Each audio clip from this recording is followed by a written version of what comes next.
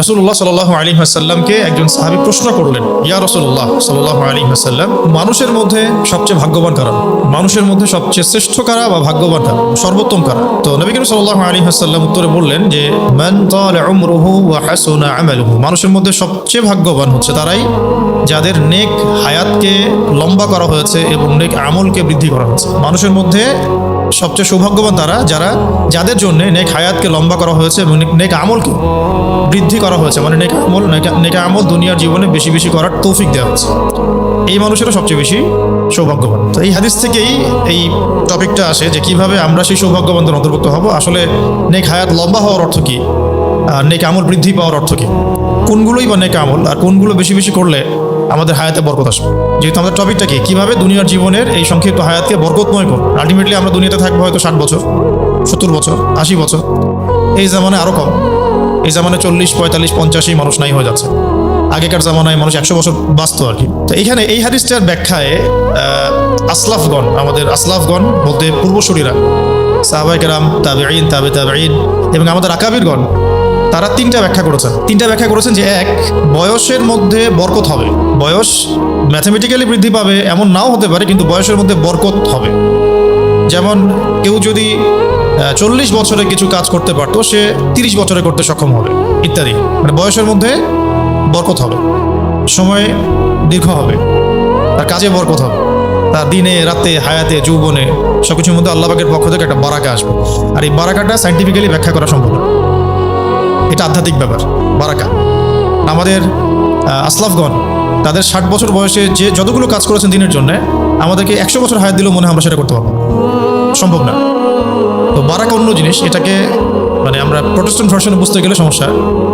আর আমরা যে প্যাটার্নে পড়াশোনা করি, যোগ বিয়োগ গুণ ভাগ সব ম্যাথামেটিক্যাল, এইসব সেন্সে বারাকা বোঝাটা খুব ডিফিকাল্ট। বরকত আসলে কাকে বলে? হ্যাঁ, যেমন আমরা এখন বলি যে সপ্তাহ যাচ্ছে দিনের মতো, মাস যাচ্ছে সপ্তাহের মতো, আর বছর যাচ্ছে মাসের মতো। কিন্তু হাদিসে আসছিল, এটা কিন্তু হাদিসে এসেছে যে আখিরুজ্জামানে এমন হবে। কিন্তু আসলে এটা কিভাবে হবে? ঘড়ির কাটার সময় কি কমে যাচ্ছে? না। বছরের ক্যালেন্ডার থেকে কি দিন হারিয়ে যাচ্ছে? এমনও না। কিন্তু সময়ের গতি বাড়ছে, এটা আমরা বুঝতে পারছি, উপলব্ধি করছি।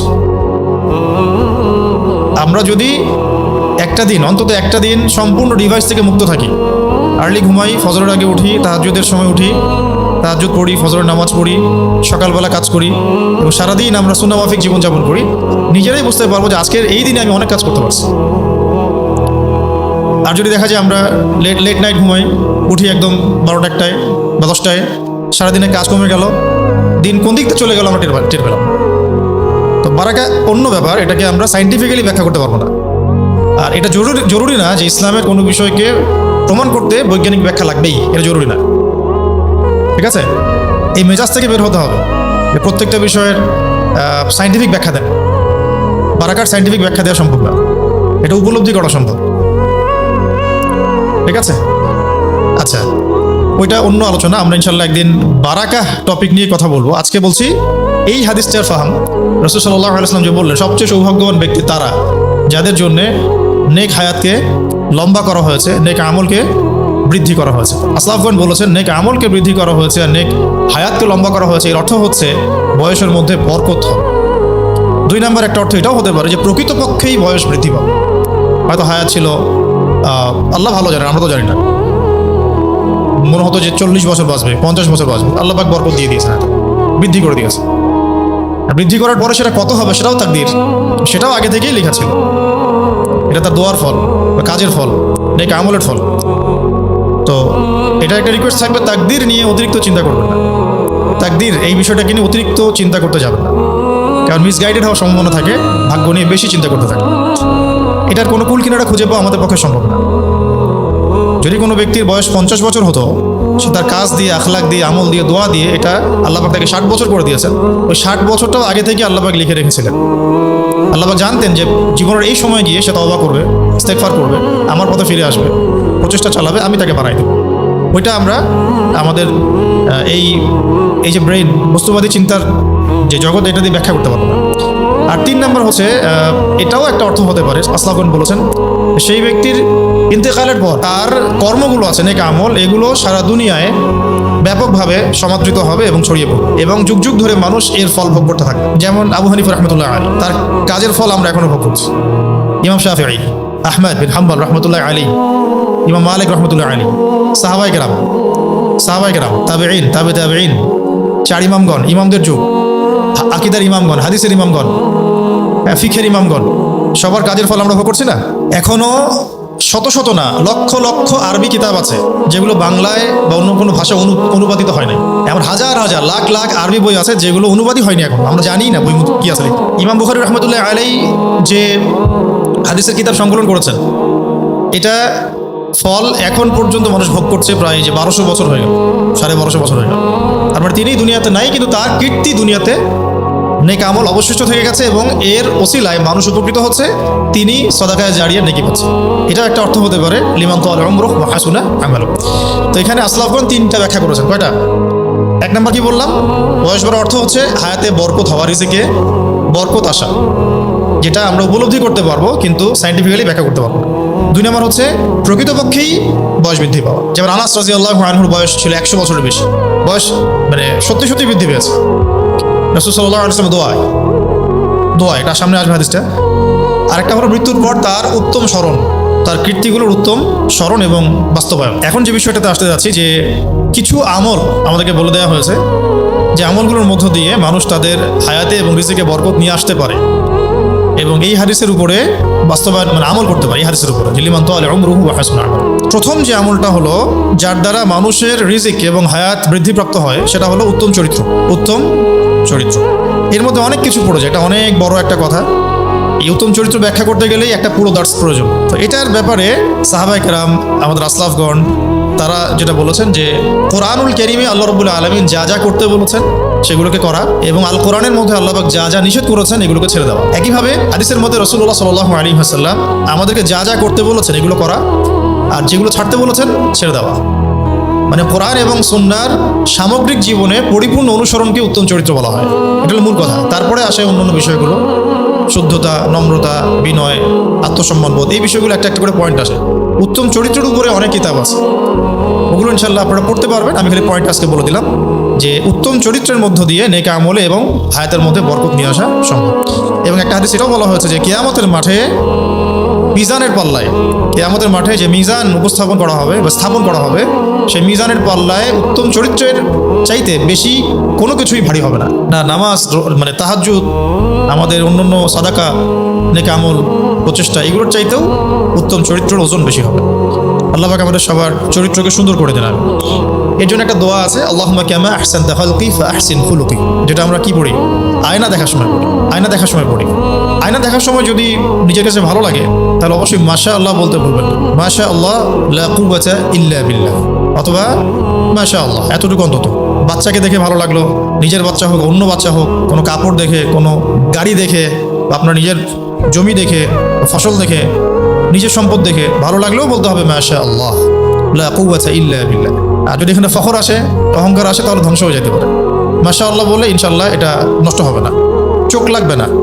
মানুষের নিজের চোখ নিজের গায়ে লাগতে পারে, নিজের চোখও নিজের গায়ে লাগতে পারে। এই জন্যে আয়না দেখলেও মাশা আল্লাহ বলা উচিত যদি ভালো লাগে।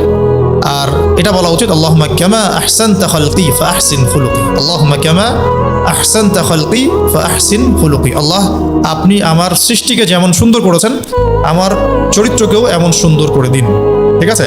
অথবা এইভাবে বলা যায় আল্লাহুম্মা কামা হাসানতা খালকি ফাহাসসিন খুলুকি, এইভাবেও দোয়াটা পড়া যায়। আর সকাল সন্ধ্যা এই দোয়াটাও পড়া যায়, আল্লাহুম্মা ইন্নী আউযু বিকা মিন মুনকারাতিল আখলাকি ওয়াল আমাল ওয়াল আহওয়াই ওয়াল আদওয়া, এই দোয়াটাও পড়া যায়, সকালেও পড়া যায়, সন্ধ্যায় পড়া যায়, এছাড়া যে কোনো সময় পড়া যায়, যে কোনো সময়।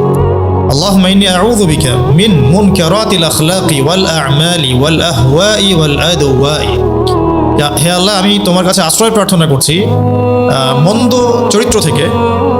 মন্দ চরিত্র থেকে আশ্রয় প্রার্থনা করলে তো চরিত্র ভালোই হয়ে গেল। আল্লাহুম্মা ইন্নী আউযু বিকা মিন মুনকারাতিল আখলাক, 1 নাম্বার, ওয়াল আমাল, এবং অপছন্দনীয় কাজ থেকে, ওয়াল আহওয়া, প্রবৃত্তির দাসত্ব থেকে, ওয়াল আদওয়া, এবং জটিল জটিল কঠিন যে রোগ ব্যাধিগুলো আছে এগুলো থেকে। চারটা গুরুত্বপূর্ণ বিষয় থেকে সকালে এবং সন্ধ্যায় আশ্রয় যাওয়া উচিত আসলে। তো এটা একটা আমল। তা আপাতত আমরা জানলাম মিজানের পাল্লায় সবচেয়ে ভারী হবে কি, এবং নিজের হায়াত এবং রিজিকের মধ্যে বরকত নিয়ে আসার প্রথম মাধ্যম কি, চরিত্র ভালো করে। আল্লাহ পাক আমাদের সকলের চরিত্রকে সুন্দর করে দেন। আচ্ছা, 2 নম্বর হচ্ছে আত্মীয়তার সম্পর্ক বজায় রাখা। আত্মীয়তার সম্পর্ক শক্ত করে বজায় রাখা। আখিরুজ জামানের অন্যতম একটা অবহেলিত আমল হচ্ছে আত্মীয়তার সম্পর্ক নষ্ট করা। অথচ আবু জেহেলের যুগেও মানুষ আত্মীয়তার সম্পর্কের ব্যাপারে খুবই কঠোর ছিল। 2 নম্বর পয়েন্ট হচ্ছে আত্মীয়তার সম্পর্ক বজায় রাখা। তো এই আমলটার কথা বলতে গিয়ে বলছিলাম যে এই আমলটা বর্তমান সময়ে অবহেলিত, কিন্তু আইয়ামে জাহিলিয়াতেও এই আমলটা অবহেলিত ছিল না। আইয়ামে জাহিলিয়াতেও আত্মীয়তার সম্পর্কটা অনেক শক্তিশালী একটা আমল ছিল। কাফেররা এমনভাবে আত্মীয়তার সম্পর্ক বজায় রাখতো যেমনটা এখন আমরা রাখি না মুসলিমরা। একটা খালি মিসাল দিব আপনাদেরকে, একটা মিসাল, সেটা হচ্ছে কয়েকটা মিসাল মাথায় আসতেছে, একটা বলছি যে আপনারা সিরাত পড়লে দেখবেন, পুরো সিরাতটা পড়লে দেখবেন মক্কার 13 বছরে নবী সাল্লাল্লাহু আলাইহি ওয়াসাল্লাম এবং সাহাবায়ে কেরামকে 3 বছর সামাজিকভাবে বয়কট করা হয়েছে। রাসূল সাল্লাল্লাহু আলাইহি ওয়াসাল্লামকে এবং বনু হাশিমকে। কোন গোত্রকে? কেন বনু হাশিমকে? কারণ নবী সাল্লাল্লাহু আলাইহি ওয়াসাল্লাম বনু হাশিম গোত্র থেকে আসছেন। অন্য গোত্রগুলোকে কিন্তু বয়কট করা হয় নাই, শুধু নবী সাল্লাল্লাহু আলাইহি ওয়াসাল্লাম এবং বনু হাশিম গোত্রকে বয়কট করা হয়েছে সামাজিকভাবে। কারণ কাফেররা বারবার চাপ দিচ্ছিল রাসূল সাল্লাল্লাহু আলাইহি ওয়াসাল্লামকে আমাদের হাতে উঠিয়ে দাও, কিন্তু অমুসলিম হওয়া সত্ত্বেও, ইসলাম কবুল না করা সত্ত্বেও বনু হাশিম এই কাজটা করে নাই। তখন আবু তালেব সামন থেকে প্রোটেক্ট করেছেন, না আমার ভাতিজাকে আমি দেবো না, তোমরা যা ইচ্ছা করো, আমি মাটির তলে দাফন হওয়া পর্যন্ত আমার ভাতিজারকে একটা হাত দিতে পারবো না। যদিও তিনি মুসলিম হন নাই, যদিও তিনি ইসলাম কবুল করেন নাই, আমার ভাতিজা, এই যে শব্দটা, আমার ভাতিজার গায়ে একটা ফুলের টোকা পর্যন্ত পড়তে দিব না আমি যতদিন পর্যন্ত বেঁচে আছি, তোমাদের যা করার করো। শুধু একবার গিয়ে উনি বলেছিলেন, আমার বয়স হয়েছে, আমার বৃদ্ধ কাঁধে অতিরিক্ত বোঝা দিও না হে মুহাম্মদ সাল্লাল্লাহু আলাইহি ওয়াসাল্লাম। নবী সাল্লাল্লাহু আলাইহি ওয়াসাল্লাম বলেছেন, আমার এক হাতে চাচা ওরা সূর্য এনে দিলে, আর এক হাতে চাঁদ এনে দিল, আমি এখান থেকে থামবো। হয় আমি ইসলামের দাওয়াত দিতে দিতে নিজেই হালাক হয়ে যাব, না হলে এই দিন অবশ্যই মাশরিক মাগরিবে বিজয় লাভ করব। এই ছিল ওনার ডিটারমিনেশন। এরপর থেকে তিনি কখনো আর দ্বিতীয়বার প্রশ্নও করেন নাই যে তার কষ্ট হচ্ছে। এই বনু হাশিম গোত্রকে আবু জেহেল, আবু লাহাব, উতবা সাহেবারা, এরা মিলে, মানে আইয়ামে জাহিলিয়াতের যে দারুন নাদুয়া পার্লামেন্ট, এরা মিলে 3 বছর সোশ্যালি বয়কট করেছিল। না তাদের সাথে ওঠা বসা করবে না, লেনদেন করবে না, চলাফেরা করবে না, ইভেন তাদের সাথে বিয়ে শাদীও করবে না। তখন তারা শিয়াবে আবু তালেব মানে পাহাড়ের পাদদেশে গিয়ে 3 বছর তারা গাছের ছাল পাতা খেয়ে থেকেছেন, মানে সোশ্যালি বয়কট করা, উন্মুক্ত কারাগারের মতো। কত বছর? 3 বছর। 3 বছরে যারা বয়কটের শিকার হয়েছেন তারা সবাই মুসলিম ছিলেন না। নবী সাল্লাল্লাহু আলাইহি ওয়াসাল্লাম এবং বনু হাশিম গোত্র, বনু হাশিমের সবাই কিন্তু ইসলাম কবুল করেনি তখন। ইসলাম কবুল করার কারণে তারা এই মানে সমস্যাটাকে নিজের ঘাড়ে নেন নাই। নিয়েছেন কোন কারণে জানেন? আত্মীয়তার সম্পর্কের কারণে। মুহাম্মদ আমাদের আত্মীয় হয়, আমরা বনু হাশিম গোত্র, আমার গোত্রের উপরে এই আক্রমণ এসেছে। সে মুসলিম হোক আর অমুসলিম হোক সেটা তারা বাদ বিচার করছে না। আমাদের ভাতিজা, আমাদের লোক, আমাদের ভাই, আমাদের চাচা ইত্যাদি। বুঝতে পারছি কথা? 3 বছর যে তারা কষ্ট করে শিয়াবে আবু তালেবে থাকতে লাগলো, এটা শুধুমাত্র ইসলাম কবুলের কারণে না। বনু হাশিমের সবাই তখন ইসলাম কবুল করে নাই, কিছু কিছু মানুষ করেছেন। তাদের জন্য তারা যৌক্তিক যে আমি ইসলাম কবুল করেছি তাই আমাকে তারা বয়কট করে দিল। বাকি বনু হাশিমের যারা ইসলাম কবুল করে নাই তারা কেন এই সাফারিংসটা নিজেদের ঘাড়ে নিবে? কোন কারণে নিয়েছে? শুধু আত্মীয়তা সম্পর্কের কারণে। আর আজকে মুসলিম হওয়ার পরেও মুসলিম ভাইয়ের পাশে দাঁড়ায় না। বুঝতে পারতেছি? আজকে মুসলিম হওয়ার পরেও একটা মুসলিম দল বা একটা মুসলিম সংগঠন আরেকটা মুসলিম সংগঠনের পাশে দাঁড়ায় না, একজন মুসলিম ভাই আরেকজন মুসলিম ভাইয়ের পাশে দাঁড়ায় না। বনু হাশিম তখন ইসলাম কবুল করেনি সবাই, কিছু মানুষ ইসলাম কবুল করেছেন, তাদের জন্য এটা তো যৌক্তিক যে আমি ইসলাম কবুল করেছি তাই আমাকে এই বার্ডেনটা নিতে হচ্ছে। বাকিরা কিন্তু ইসলাম কবুলের কারণে এই ত্যাগ স্বীকার করেন নাই। আমার গোত্রের মানুষ কষ্টে আছে তাই আমি ওখানে গেছি, আমার ভাতিজা কষ্টে আছে তাই আমি তাকে সাপোর্ট করতে গেছি। তার এখান থেকে কত বড় শিক্ষা আছে দেখেন। আত্মীয়তার সম্পর্ক তারা আইয়ামে জাহিলিয়াতেও রক্ষা করতো, সে আত্মীয়তার সম্পর্ক আজকে আখিরুজ্জামানে মানে উঠে গেছে বললেই চলে। ইল্লা মাশাআল্লাহ, কিছু কিছু জায়গায় বাদ দিয়ে, খাস করে শহর কেন্দ্রিক জীবন ব্যবস্থা আমরা যারা থাকি, আমাদের মধ্যে এই মানে আত্মীয়তার সম্পর্কে যে বন্ডিং, এটা দিন দিন কমতে এমন একটা পর্যায়ে যে এখন তো ওই হাদিসের উপর আমল হচ্ছে যে পিতা সন্তানকে হত্যা করছে, সন্তান পিতাকে হত্যা করছে, ভাই ভাইকে হত্যা করছে, আরেক ভাইকে হত্যা করছে। এমনটা হচ্ছে না? এটাও কিন্তু আখিরুজ্জামানের হাদিস। শেষ জামানে এরকম হবে যে আত্মীয়তার বন্ধন যেমন নষ্ট হয়ে যাবে, একইভাবে ভাই ভাইকে হত্যা করবে, পিতা সন্তানকে, সন্তান পিতাকে, সন্তান মাকে, এইভাবে হত্যা করবে। এখন দেখেন এগুলো চলছে, এবং ফিগার পরিসংখ্যানটা কিন্তু খুব অল্প না, অনেক ভালো, রেশিও কিন্তু অনেক ভালো। তো আল্লাহ পাক আমাদেরকে আত্মীয়তার সম্পর্ক বজায় রাখার তৌফিক দান করেন। এই বিষয়ে একটা হাদিস বলি, তারপরে আমরা পরের টপিকে যাচ্ছি। এই বিষয়ে একটা হাদিস আব্দুল্লাহ বিন মাসউদ রাদিয়াল্লাহু আনহু থেকে আসছে যে রাসূলুল্লাহ সাল্লাল্লাহু আলাইহি ওয়াসাল্লাম বলেছেন, যে ব্যক্তি চায়, যে ব্যক্তি পছন্দ করে, যে ব্যক্তি ভালোবাসে যে আমার হায়াতকে লম্বা করা হোক, রিজিককে বৃদ্ধি করা হোক, এটা কে না চায়? আদতে সবাই চায়। নবী সাল্লাল্লাহু আলাইহি ওয়াসাল্লাম বলছেন, যে ব্যক্তি পছন্দ করে বা ভালোবাসে যে আমার হায়াতকে লম্বা করা হোক, মানে নেক হায়াতকে লম্বা করা হোক এবং নেক আমলকে বৃদ্ধি করা হোক বা আমার রিজিককে বাড়িয়ে দেওয়া হোক, তাহলে সে যেন আত্মীয়তার সম্পর্ক বজায় রাখে। এটা মূল কথা। আত্মীয়তার সম্পর্ক বজায় রাখলে নেক হায়াতে বরকত হবে, রিজিকের মধ্যেও বরকত হবে। তখন ওই হাদিসের আমল হয়ে যাবে যে ওই ব্যক্তি সৌভাগ্যবান যার জন্য নেক হায়াতকে লম্বা করা হয়েছে, নেক আমলকে বৃদ্ধি করা হয়েছে। এটার জন্য আমরা কি করতে পারি? বেশি না, ধরেন যে খোঁজ খবর নেওয়া, এখন তো টেকনোলজি যুগ, ফোনের যুগ, ফোনে খোঁজ খবর নেওয়া, দেখা সাক্ষাৎ করা, হাদিয়া তোফা দেওয়া, হ্যাঁ। এবং আত্মীয়দের মধ্যে অনেকেই থাকবে যে আমাদের আইডিওলজির না, তারা আমাদেরকে বাজে কথা বলতে পারে, কষ্ট দিতে পারে, তখন সবর করা, চুপ থাকা এবং সম্পর্ক নষ্ট হয় এমন দিকে নিয়ে না যাওয়ার। যে নষ্ট করতে চাচ্ছে তার সাথেই জোড়া লাগানোর চেষ্টা করা। আর এমন হতে পারে কোনো কোনো ক্ষেত্রে যে কোনোভাবেই টেকা যাচ্ছে না, এখানে এটা ঈমান কুফরের ব্যাপার হয়ে যাচ্ছে, তখনও মানবিক স্বাভাবিক সম্পর্ক বজায় রাখতে হবে। পরিপূর্ণ ডিসকানেক্টেড হওয়া যাবে না। অসুস্থ হয়ে গেছে দেখতে যাওয়া, ইন্তেকাল করলে অবশ্যই জানাজা যাওয়া, কোনো সমস্যায় পড়লে তার বিপদে সাহায্য করা, মানে যেভাবে হোক এই হাদিসটা মাথায় রাখা যে আমাকে আত্মীয়তার সম্পর্ক ছিন্ন করা যাবে না। তার কিছু উপকার করলে আমার রিজিকে বরকত হবে, আমার হায়াতে বরকত হবে। এটা আমি আমার স্বার্থে করতেছি, আল্লাহ সন্তুষ্টি। সে আমাকে ভালো বললো না খারাপ বললো, বা আমি যা দিচ্ছি সেটা ফিডব্যাক যদি নাও পাই, তবুও আমি আমার রবের সন্তুষ্টির জন্য আর আমার ইহকাল পরকালীন স্বার্থে আমি কাজটা করছি। এটা আমার বিজনেস, আমার ব্যবসা। এমন অনেক পরিবার থাকতে পারে যে বাবা তাকে কষ্ট দিচ্ছে, মা কষ্ট দিচ্ছে, ভাই কষ্ট দিচ্ছে, অন্য আত্মীয় জমি জমা নিয়ে ঝামেলা করতেছে, ব্যবসা নিয়ে ঝামেলা করছে, এরকম অনেক ফ্যামিলি এখন আছে। এই জায়গায় আমাদের সবর করতে হবে। চূড়ান্ত পরিণতিতে না গেলে, মানে এমন একটা লেভেল থাকে মানুষের লাইফে যে তখন আর কোনোভাবে পসিবল হচ্ছে না, ওই রকম লেভেলে না যাওয়া পর্যন্ত সবরুন জামিল, উত্তম ধৈর্য। আর যদি একদম ঈমান কুফর, দুনিয়া আখিরাত বরবাদ হয়ে যাওয়ার মতো অবস্থা দাঁড়াচ্ছে, সেক্ষেত্রে আসহাবুল কাহফ এটা একটা প্রমাণিত আমল, যেটা করা শুরু করলেই দেখবেন রিজিকে বরকত হচ্ছে। পরীক্ষিত আমল এটা। এবং যেগুলো হয়তো সলভ হচ্ছে না, তখন আত্মীয়দেরকে হাদিয়া তোফা, তাদের পিছনে খরচ করা, এই আমলটা রসিলা করে যদি দোয়া করা যায়, মাকসাদ হাসিল হয়ে যায় ইনশাআল্লাহ। এটা পরীক্ষিত আমল। 2 নম্বর, প্রথম পয়েন্টটা কি ছিল? এই প্রসঙ্গে একটা হাদিস বলেছিলাম, কিয়ামতের মাঠে মিজানের পাল্লায় সবচেয়ে ভারী হবে কি? ওই টপিকে আরেকটা হাদিস ছিল, ওটা বলতে ভুলে গিয়েছিলাম, এখন মনে পড়েছে, বলে দিই। নিশ্চয়ই মুমিন ব্যক্তি শুধুমাত্র উত্তম চরিত্রের দ্বারা সে দিনে সিয়াম পালনকারী এবং রাতে কিয়ামকারী এই ব্যক্তির সমতুল্য হয়ে যায়। দিনের বেলা সিয়াম রাখছে একজন ব্যক্তি কন্টিনিউয়াসলি, রাতের বেলা কন্টিনিউয়াসলি সে তাহাজ্জুদ পড়ছে, এই নেকিটা সে পেয়ে যাবে তার চরিত্রের কারণে। বুঝতে পারছি? 3 নম্বর পয়েন্ট হচ্ছে প্রতিবেশীর সাথে ইহসান করা। ইহসান মানে ভালো আচরণ করা বা সৌহার্দ্যের আচরণ করা। এটা করলে বয়স বাড়ে, বয়সের মধ্যে বরকত হয়। এই বিষয়ে একটা হাদিস নবী সাল্লাল্লাহু আলাইহি ওয়াসাল্লাম বলেছেন, জিবরাইল আলাইহিস সালাম প্রায়ই বারবার আমার কাছে এই বিষয়ে ওসিয়ত করতেন যে আমি যেন প্রতিবেশীর হক আদায় করি। এমনকি আমার ধারণা হচ্ছিল, নবীজি বলছেন সাল্লাল্লাহু আলাইহি ওয়াসাল্লাম, যে এমনকি আমার ধারণা হচ্ছিল যে তিনি প্রতিবেশীকে আমার ওয়ারিশ বানায় দেন কিনা, মানে প্রতিবেশীকে আমার ওয়ারিশ বংশীদার বানায় দেন কিনা, সম্পত্তির ওয়ারিশ বানায় দেন কিনা। যেমন একজন ব্যক্তির ওয়ারিশ থাকে না, ছেলে মেয়ে স্ত্রী সন্তান ইত্যাদি। তো আমার ভয় হচ্ছিল যে প্রতিবেশীকে তিনি আমার ওয়ারিশের অন্তর্ভুক্ত করে দেন কিনা। এত বেশি আমাকে তাগাদা দিতেন যাতে আমি প্রতিবেশীর অধিকার রক্ষা করি। খেয়াল করে দেখবেন, নবী সাল্লাল্লাহু আলাইহি ওয়াসাল্লামের বাসায় যদি সামান্য কিছু রান্না হতো, তিনি বলতেন যে ঝোলটা বেশি করে দাও যাতে করে প্রতিবেশীকে দিয়ে আসা যায়। ওই যে পায়ের খুর হলেও হাদিয়া দিয়ে আসো, অনেক হাদিস আছে, আমরা ইনশাআল্লাহ পরের দার্সগুলোতে আলোচনা করবো। আজকে পয়েন্টগুলো বলতেছি যে প্রতিবেশীর অধিকার রক্ষায় সচেষ্ট হওয়ার চেষ্টা করো। আল্লাহ পাক আমাদেরকে তৌফিক দান করুন। 4 নম্বর হচ্ছে, এটা লিখেন, 4 নম্বর হচ্ছে যে কাজগুলোর মধ্য দিয়ে আমরা আমাদের বয়সকে বৃদ্ধি করতে পারি এবং আমাদের রিজিকের মধ্যে বরকত আনতে পারি, তার মধ্যে 4 নম্বর একটা কাজ হলো হারামাইন শরীফে বেশি বেশি নামাজ পড়া। হারামাইন শরীফে বেশি বেশি নামাজ পড়া। হারামাইন শরীফ তো বুঝতে পারছেন, বুঝেন নাই? হারামাইন মক্কা মদিনায়, মসজিদ নববীতে এবং মসজিদুল হারাম, এই 2টা জায়গায় বেশি থেকে বেশি নামাজ পড়া, ফরজ নফল সব।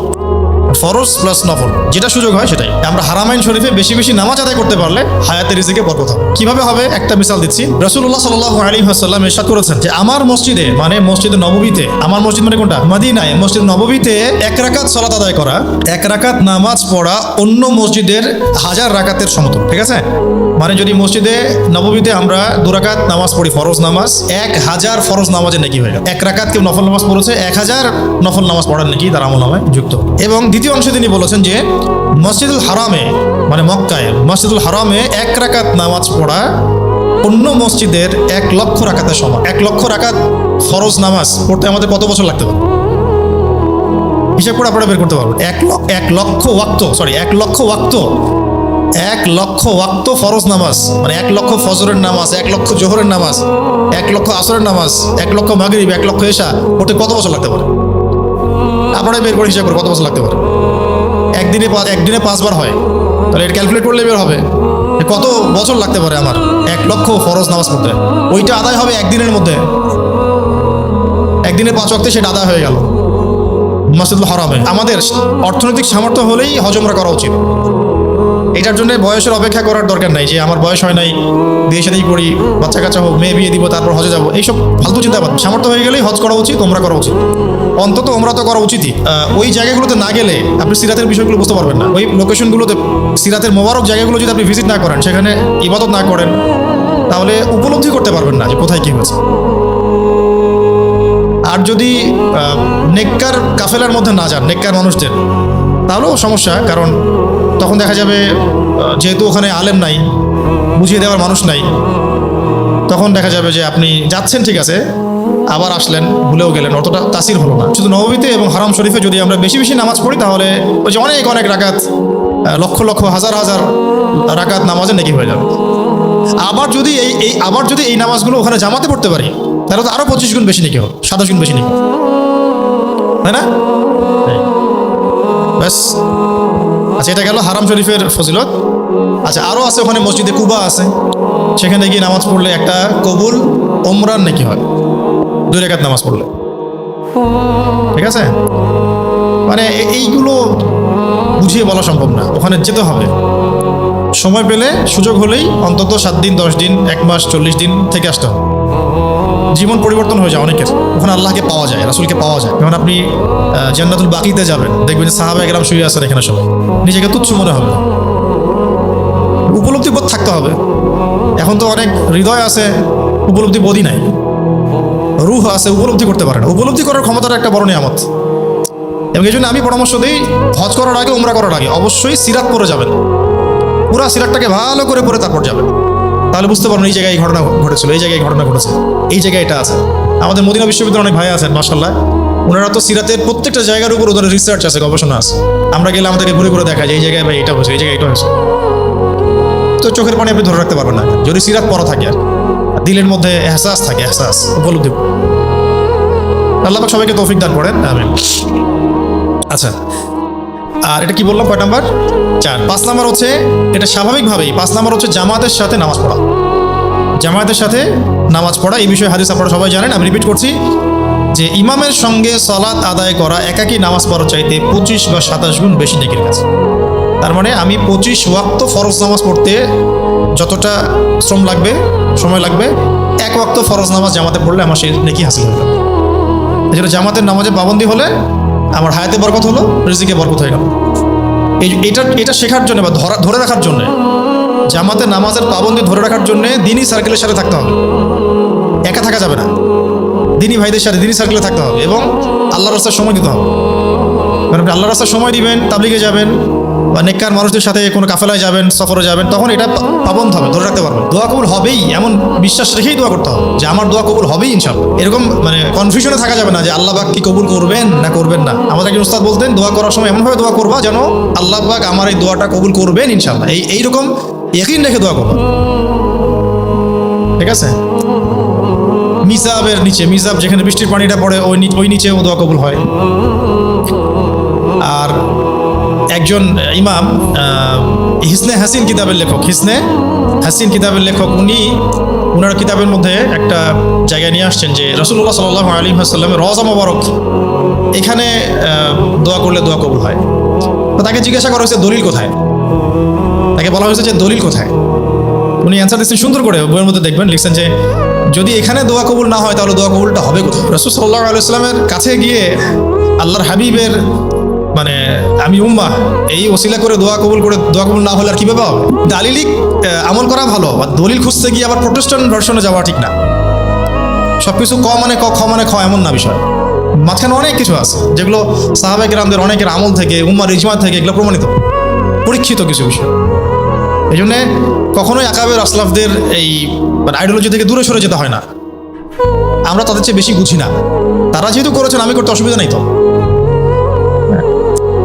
আল্লাহ পাক আমাদেরকে এই বিষয়গুলো মাথায় রাখার তৌফিক দান করেন। 6 নম্বর হচ্ছে, এটা অনেকে জানেন না, বলে দিই। 6 নম্বর হচ্ছে নফল নামাজগুলো বাড়িতে আদায় করা। নফল নামাজগুলো বাড়িতে আদায় করা কারণ কি? হাদিসটা শুনেন। সুহাইব রুমি রাদিয়াল্লাহু আনহু থেকে বর্ণিত, রাসূলুল্লাহ সাল্লাল্লাহু আলাইহি ওয়াসাল্লাম বলেছেন, একজন মানুষের নফল সালাত, একজন মানুষের নির্জনে নফল সালাত মানুষের চোখের সামনে নামাজ আদায় করার চাইতে 25 গুণ বেশি নেকি আছে। মানে ধরেন নফল কোনো নামাজ আপনি বাসায় পড়ছেন, চোখের আড়ালে, মানুষের চোখের আড়ালে, এই নামাজটা মানুষের চোখের সামনে পড়ার চাইতে 25 গুণ বেশি নেকি আছে। যেমন তাহাজ্জুদ, যেমন সালাতুল হাজত, সালাতুল তাওবা, চারটার নামাজ, ইশরাকের নামাজ, ইশরাক তো মসজিদেই হয়ে যায়। তারপরে আওয়াবিন, হ্যাঁ, বা তাহিয়াতুল ওযু, এরকম যত নামাজ আছে এগুলো, বা যে কোনো নফল নামাজ, এগুলো চোখের আড়ালে পড়াই উত্তম। তাহলে 25 গুণ বেশি নাকি হবে। মানে মানুষের চোখের সামনে আপনি 25 রাকাত নামাজ পড়লে যে নাকি পাবেন, চোখের আড়ালে 1 রাকাত পড়লেই সে নাকি পাবেন। 1 রাকাত তো নামাজ হয় না, 2 রাকাত। লোকচক্ষুর সামনেও সুন্নত নামাজ পড়া যায়, অসুবিধা কি? এটা বাধ্যতামূলক না, কিন্তু বাসায় পড়ে জামাত ধরা, রাসূল সাল্লাল্লাহু আলাইহি ওয়াসাল্লাম এটা করতেন। বাসায় সুন্নত নামাজ পড়ে জামাত ধরতেন। ফজরের সুন্নত পড়ে ডান কাতে একটু শুয়ে থাকতেন, বেলাল রাদিয়াল্লাহু আনহু এসে ডাক দিলে উনি কি নামাজ পড়তেন। সুন্নত নামাজ বাসায় পড়াও গুরুত্বপূর্ণ সুন্নাহ, ভালো সুন্নাহ। তার মানে এটা না যে এই নামাজগুলো বাসাতেই পড়তে হয়। আমাদেরকে আবার শরীয়ত বুঝতে হবে ভালোভাবে। এক অংশ বুঝবেন, উল্টাপাল্টা বোঝা যাবে না। এটা আমাদের বাঙালি জাতির সমস্যা, কিন্তু একটা কথা বললে ওইটাকে অন্যভাবে বুঝে আর কি। যেটা বোঝে সেটা বুঝতেছে না, পরিপূর্ণটা বুঝতেছে না, আংশিক বুঝতেছে। সুন্নাত নামাজ চোখের আড়ালে পড়া নেকির কাজ, সুন্নাত। আর সুন্নত নামাজগুলো কিন্তু নফলের অন্তর্ভুক্তই, এগুলো নফলের অন্তর্ভুক্তই, ঠিক আছে? তো এগুলো চোখের আড়ালে পড়া বেশি নেকির কাজ। তার মানে এই না এটা লোকের চোখের আড়ালে পড়া বাধ্যতামূলক। কোনো ব্যক্তির নফল নামাজ লোকচক্ষুর সামনে পড়ার চাইতে লোকচক্ষুর আড়ালে পড়লে 25 গুণ বেশি নেকি হবে, ঠিক আছে? তো এখন দেখেন আমরা সারা বছর কত নফল নামাজ পড়ি, এইগুলো যদি কিছু কিছু নামাজ চোখের আড়ালে পড়লাম তাহলে আমার বেশি নেকি হয়। এটা কিন্তু অনেকেই জানে না। 7 নম্বরটা জুমার দিন কেন্দ্রিক। এটা অনেক খুতবাতেই আমি বলেছি আর এই আমলটা। জুমার দিনের একটা আমল আছে, এটা করলেও আমাদের হায়াতে এবং রিজিকে সময় বরকত হবে এবং অল্প সময় বেশি নেকি হাসিল করতে পারবো। সেটা হলো যে রাসূল সাল্লাল্লাহু আলাইহি ওয়াসাল্লাম বলেছেন, জুমার দিন কেউ যদি উত্তম রূপে গোসল করে, সুন্দর কাপড় পরিধান করে, সামর্থ্যের সেরাটা, আতর খুশবু ব্যবহার করে, মানে পরিপাটি হয়ে বাহনে না চড়ে পায়ে হেঁটে জুমার খুতবায় যায়, জুমার নামাজে যায়, কাছাকাছি মসজিদ, পায়ে হেঁটে যাওয়ার সামর্থ্য আছে, যাচ্ছে, অনেক দূরে না যে গাড়িতে যেতে হচ্ছে। অনেক দূরে হলে সেটা আলাদা বিষয়। আপনি এখান থেকে যদি এখন বাইতুল মুকাররমে যান পায়ে হেঁটে, সেটা তো আর হলো না, ওটা তো উল্টা বোঝা হইলো আর কি। কেউ যদি জুমার দিন উত্তম রূপে গোসল করে, ভালো কাপড় পরে, এরপর পায়ে হেঁটে মসজিদে যায়, যথাসম্ভব ইমামের সামনাসামনি বসে এবং মনোযোগের সাথে খুতবা শ্রবণ করে, অনর্থক কোনো কথাও বলে না, কোনো কাজও করে না, কাউকে ডিস্টার্ব করে না, এই ব্যক্তির প্রত্যেক স্টেপ, মানে প্রত্যেক ধাপের বিনিময়ে 1 বছরের নফল রোজা, 1 বছরের নফল নামাজের নেকি দেওয়া। ধরেন এখান থেকে আমরা 1000 স্টেপ গিয়ে কোথাও জুমার নামাজ ধরলাম, জুমার দিনে সকাল সকাল গোসল করে ভালো কাপড় পরে সুগন্ধি লাগিয়ে বের হয়ে গেলাম, ঠিক আছে? 1000 স্টেপ হাঁটলাম, হেঁটে এই আমলগুলো করলাম, ইমামের কাছাকাছি বসলাম, মনোযোগের সাথে খুতবা শুনলাম, কাউকে ডিস্টার্ব করলাম না, কাউকে কষ্ট দেই নাই, অনর্থক কোনো কথা বলি নাই, অনর্থক কোনো কাজও করি নাই, ইমামের সাথে নামাজ আদায় করলাম। এখন এই ব্যক্তির প্রত্যেক পদক্ষেপের বিনিময়ে, একটা পদক্ষেপের বিনিময়ে 1 বছরের নফল রোজার নেকি পাবে। একটা পদক্ষেপের বিনিময়ে 1 বছরের নফল রোজা, 1 বছরের নফল নামাজ, তাহাজ্জুদ এবং রোজা, সিয়াম কিয়াম, দুইটা নেকি পাবে, সিয়াম এবং কিয়ামের নেকি পাবে। তাহলে এটা কত বড় সুযোগ, এটা তো বলার অপেক্ষা রাখে না। এতে করে তার কি হচ্ছে, হায়াতের মধ্যে বরকত হয়ে গেল, ওই আমল করতে তার 1000 বছর লাগতো, সেটা একদিনে হয়ে গেল।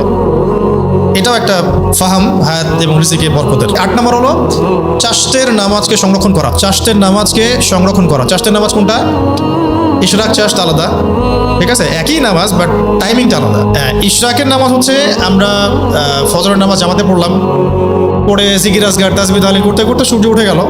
সূর্য ওঠার পরে ধরেন যে আধা ঘন্টার পরে আমরা 2 রাকাত নামাজ পড়লাম, এটা হলো ইশরাকের নামাজ। এটা পড়লেও বহু নেকি হয়, একটা কবুল হজ এবং কবুল ওমরার নেকি হয়।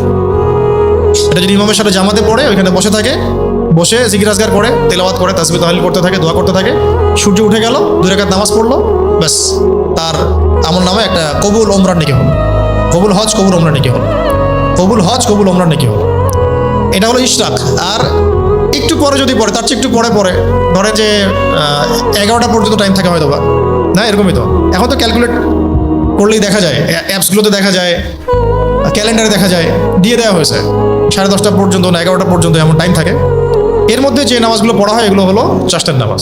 চাষ্ট বলা হয়, চাষ্ট হচ্ছে পার্সি শব্দ, এটা আরবি হচ্ছে সলাতুদ দুহা, সলাতুদ দুহা। এই নামাজগুলোতে 2 রাকাত করে আপনি পড়তে পারেন। 8 রাকাত পর্যন্ত পড়ার দলিল আছে।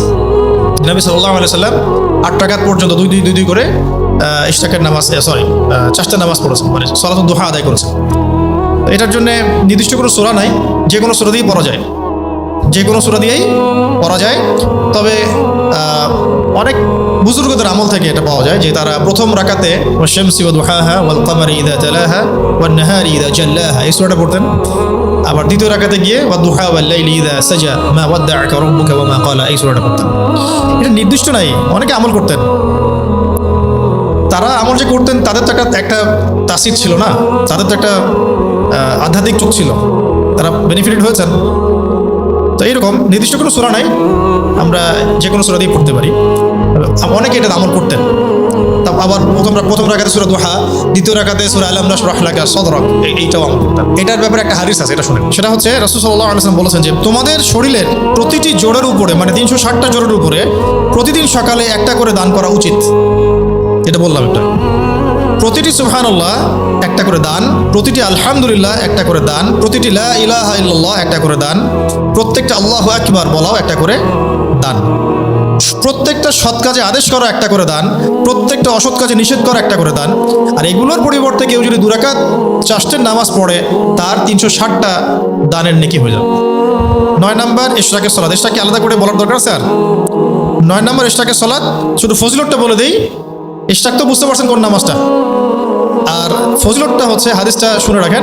আনাস বিন মালিক রাদিয়াল্লাহু আনহু থেকে বর্ণিত, তিনি বলেন রাসূল সাল্লাল্লাহু আলাইহি ওয়াসাল্লাম বলেছেন, যে ব্যক্তি ফজরের নামাজ জামাতে আদায় করবে, যে ব্যক্তি ফজরের নামাজ জামাতে আদায় করবে, অতঃপর সূর্য উদিত হওয়া পর্যন্ত সে স্থানেই ওযু অবস্থায় বসে আল্লাহর জিকির করতে থাকবে, অতঃপর 2 রাকাত নামাজ আদায় করবে, তার জন্য একটা পরিপূর্ণ হজ এবং পরিপূর্ণ ওমরার সওয়াব লেখা হবে। এবং এই কথাটা নবী সাল্লাল্লাহু আলাইহি ওয়াসাল্লাম 3 বার তাগাদা দিয়ে বলেছেন যে পরিপূর্ণ সওয়াব, পরিপূর্ণ সওয়াব, পরিপূর্ণ সওয়াব। 10 নম্বর হচ্ছে মসজিদের মধ্যে দ্বীনি শিক্ষা নিতে যাওয়া, মানে মসজিদের ভিতরে দ্বীনি শিক্ষা দেয়া এবং নেয়া। মসজিদের মধ্যে কোথায়? মসজিদের মধ্যে দ্বীনি শিক্ষা নেয়া এবং দেয়া। আবু উমামা রাদিয়াল্লাহু আনহু থেকে বর্ণিত, তিনি বলেন রাসূল সাল্লাল্লাহু আলাইহি ওয়াসাল্লাম ইরশাদ করেছেন, যে ব্যক্তি শুধুমাত্র জ্ঞান শেখার জন্যে বা শেখানোর উদ্দেশ্যে মসজিদে যায় তাকে একটা পরিপূর্ণ হজের নেকি দেওয়া হয়। জানতো সবাই জানে না কিন্তু এটা।